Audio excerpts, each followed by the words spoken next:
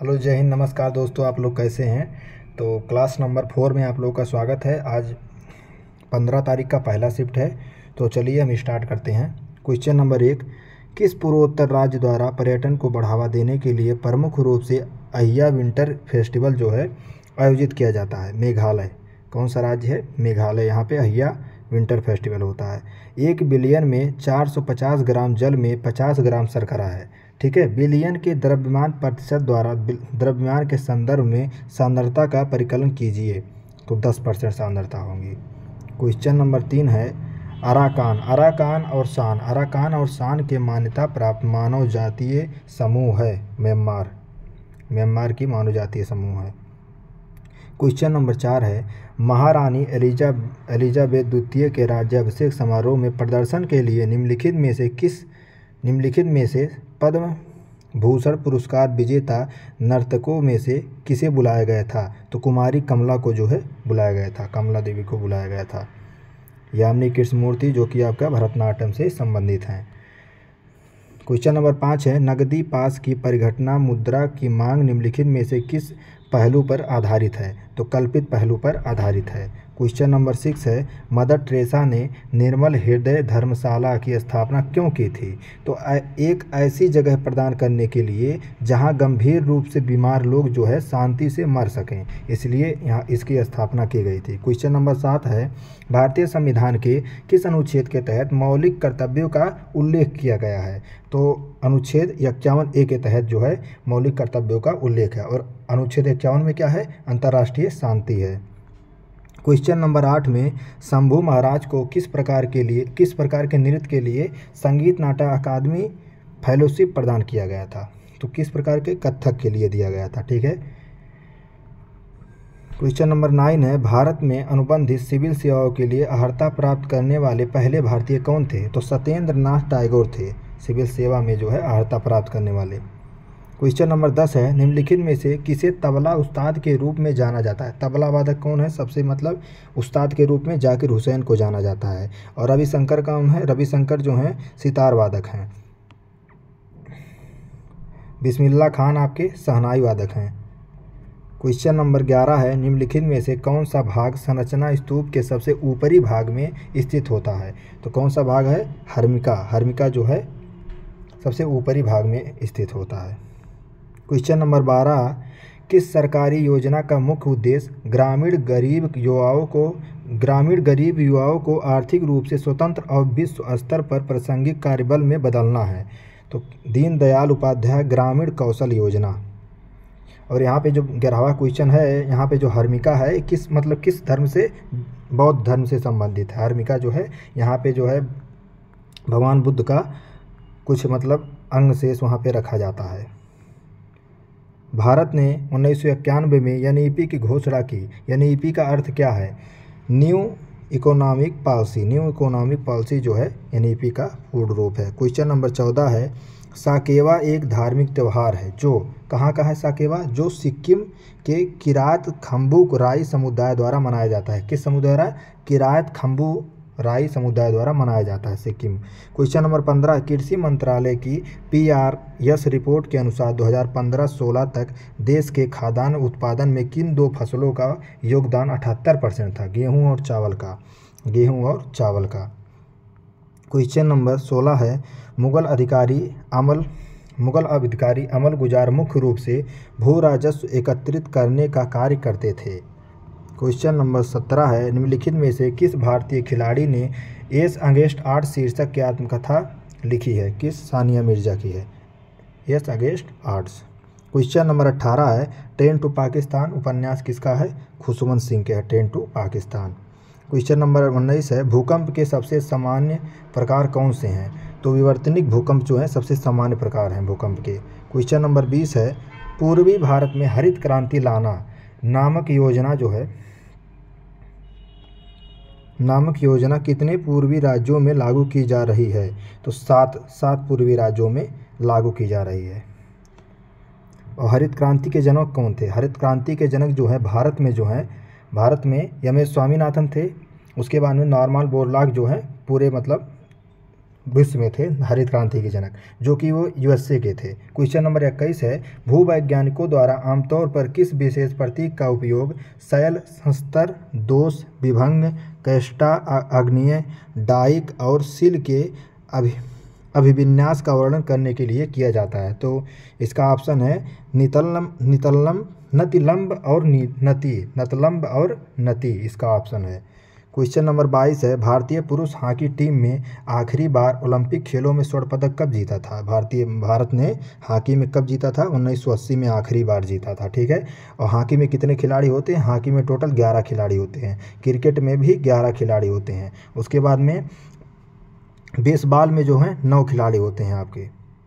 Question number 23 है, भारत के निम्नलिखित में से किस राज्य में आज भी कृषि में प्राचीन बांस ड्रिप सिंचाई तकनीक का उपयोग किया जाता है? आज भी, तो मेघालय में अभी भी उपयोग किया जाता है। क्वेश्चन नंबर 24 है, नागरिक पंजीकरण प्रणाली रिपोर्ट पर आधारित महत्वपूर्ण आंकड़ों की वार्षिक रिपोर्ट के अनुसार भारत में 2020 में निम्नलिखित में से किस केंद्र शासित प्रदेश में जन्म के समय सबसे अधिक लिंगानुपात दर्ज किया गया था? तो लद्दाख में जो है दर्ज किया गया था। क्वेश्चन नंबर 25 है, वर्ष 2019 में पद्मश्री से सम्मानित नर्तकी नटराज एक भारतीय भरतनाट्यम नृत्यांगना है। नर्तकी नटराज किससे संबंधित हैं? भरतनाट्यम से संबंधित हैं। क्वेश्चन नंबर 26 है, संदीप दास निम्नलिखित में से किस तालवाद्य यंत्र को बजाने के लिए प्रसिद्ध हैं? तो तबला वादक है, संदीप दास जो है तबला वादक हैं।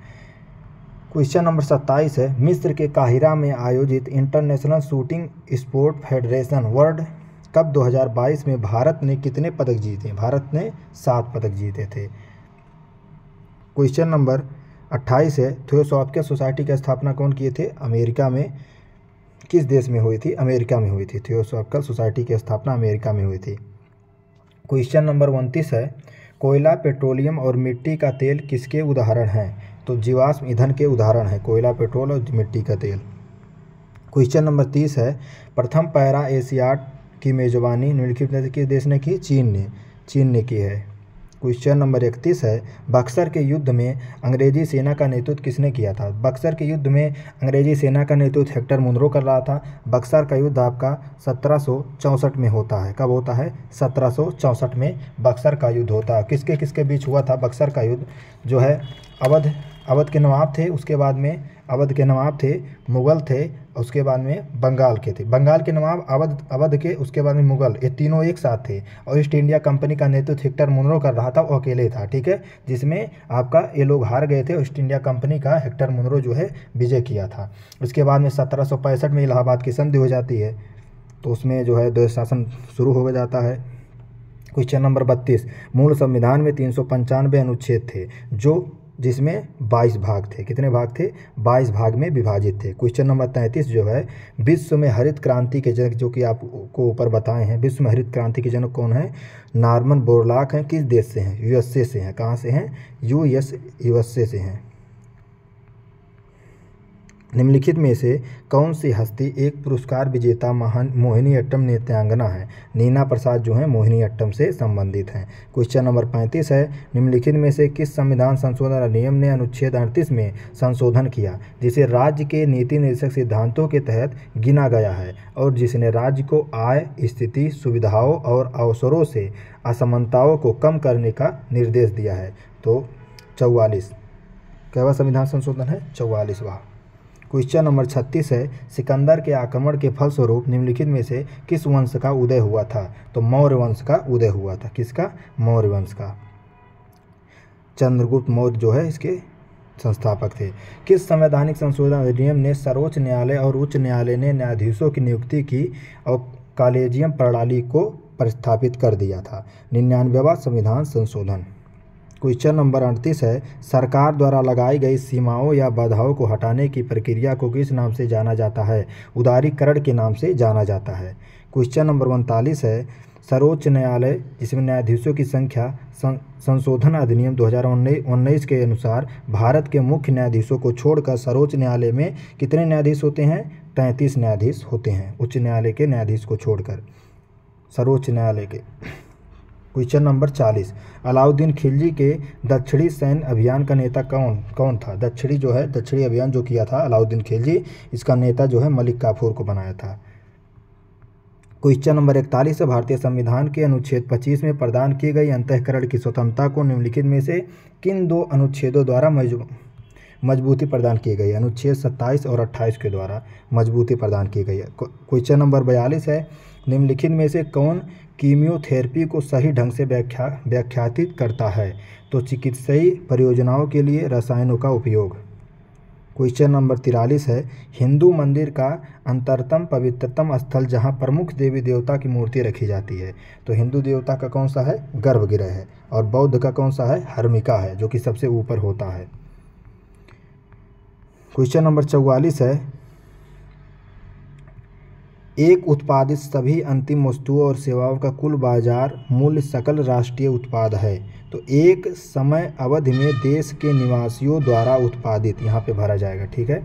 क्वेश्चन नंबर 45 है, 37वीं राष्ट्रीय जूनियर एथलेटिक चैंपियनशिप निम्नलिखित में से किस राज्य में आयोजित की गई?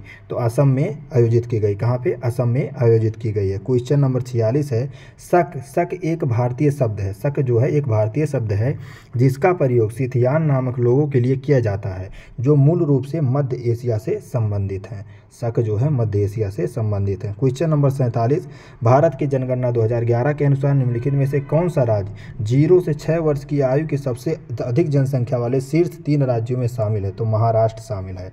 कौन? महाराष्ट्र शामिल है।